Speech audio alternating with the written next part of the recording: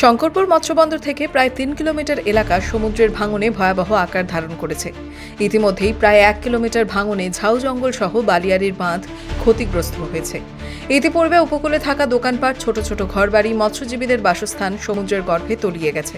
সাময়িক বালির বস্তা ফেলা, বোল্ডার ফেলা ছাড়া সংশ্লিষ্ট সরকারি দফতরগুলির তেমন কোনো হেলদোল নেই, এমনটাই অভিযোগ স্থানীয়দের। তাদের দাবি, খুব শীঘ্রই এই কাজ না করা হলে অদূর ভবিষ্যতে শঙ্করপুর, জলধা, চাঁদপুর, লাচিমপুর, জামরা, ক্ষীরপাল সহ বিস্তীর্ণ এলাকা অচিরেই সমুদ্রগর্ভে তলিয়ে যাবে। প্রাণের ঝুঁকি নিয়ে সমুদ্রের সাথে লুকোচুরি খেলার রোজ নামচা কবে শেষ হবে, এই প্রশ্ন তুলেছেন পূর্ব মেদিনীপুরের শঙ্করপুর লাগোয়া সমুদ্র উপকূলের বাসিন্দারা।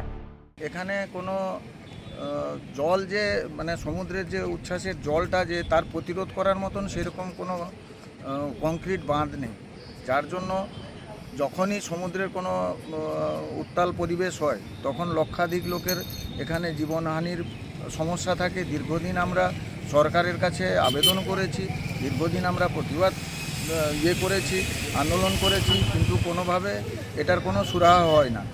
এবারে আমরা ভেবেছি 2026 সালের ভোটের আগে যদি এই জিনিসটা, এই বাঁধটা যদি মেরামত না হয় বা বাঁধটা নতুনভাবে না তৈরি করে, তাহলে আমরা দীর্ঘতর আন্দোলনে নামব। বাঁধের বিষয়ে যে আপনাদের যে আমফান যে ঝড় হয়েছিল, তারপর যে বাঁধ সরকার করতে এসেছিল তা ভেঙে গড়িয়ে গেছে।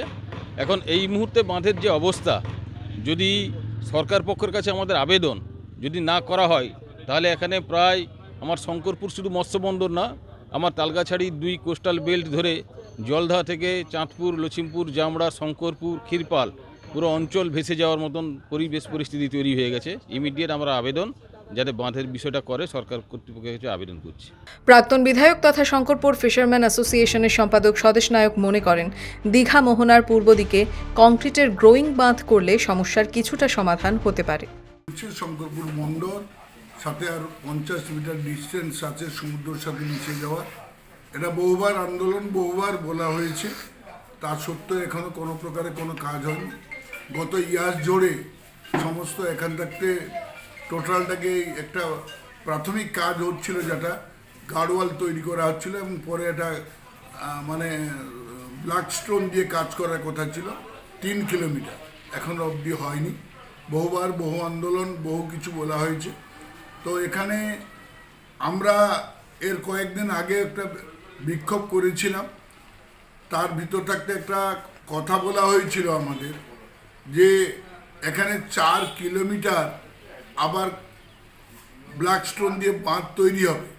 দীঘার মতন যদি গ্রোয়িং বাঁধ এখান এপাশে না হয়, তাহলে অদূর ভবিষ্যতে এই শঙ্করপুর বন্দরটা টোটাল ওকেজ হয়ে যাবে। এই উপকূল এলাকা জুড়ে মৎস্যজীবী সহ লক্ষাধিক মানুষের বাস। আমফান ঝড়ের আগে সমুদ্র বাঁধ তৈরির কাজ কিছুটা হয়েছিল, কিন্তু সেই ঝড়ের তাণ্ডবে সমস্ত বাঁধ ভেঙে যায়। ইয়াস ঝড়ের প্রভাবও পড়েছিল এই সমুদ্র বাঁধের ওপর। গ্রামবাসীদের দাবি, তারপর থেকে আর কোনো হেলদোল নেই সংশ্লিষ্ট সরকারি দফতরের। তবে স্থানীয় রামনগর 1 নম্বর পঞ্চায়েত সমিতির সভাপতি জানান, এই এলাকার ভাঙন রোধে স্থায়ী সমাধানের জন্য রাজ্য সরকার পদক্ষেপ করতে শুরু করেছে। শঙ্করপুর হারবারের কাছে এবং আমাদের জলদা থেকে তাজপুর পর্যন্ত ওটা ডিপিআর তৈরি হচ্ছে। শঙ্করপুর থেকে মানা ওটা একটা ডিপিআর তৈরি হচ্ছে, এবং আমাদের জলদা থেকে তাজপুর রাজ্য সরকারি ডিপিআর তৈরি করে কাজের জন্য, সমুদ্র বাঁধন থেকে মানুষকে রক্ষা করার জন্য ওই ধরনের একটা ডিপিআর তৈরি হচ্ছে। অবিলম্বে ডিপিআর তৈরি হলে বৃষ্টিকালের পরেই সেই কাজটা শুরু হবে, এবং সেই কাজের অর্থ তো অনেক টাকা। সেই জন্য আমাদের রাজ্য সরকারের পক্ষ থেকে যতদূর সম্ভব আমরা আবেদন জানিয়েছি, তার জন্য একটা ডিপিআর প্রস্তুতি হওয়ার পরে বৃষ্টিকালের পরেই কাজটা শুরু হবে। আতঙ্কের কোনো ব্যাপার নয়, যাতে মানুষের কোনো প্রকার অসুবিধা না হয়। বর্তমান মানবিক সরকার সেটা কিন্তু প্রচেষ্টা গ্রহণ করছে। আমি মনে করি কারো ভয় বা ভীতি পাওয়ার কোনো দরকার হবে না। শেষ পর্যন্ত কবে সমুদ্র ভাঙন সমস্যার স্থায়ী সমাধান হয়, আপাতত সেদিকেই তাকিয়ে রয়েছে সকলে। পূর্ব মেদিনীপুর থেকে অভিজিৎ মান্নার রিপোর্ট, দ্য ওয়াল।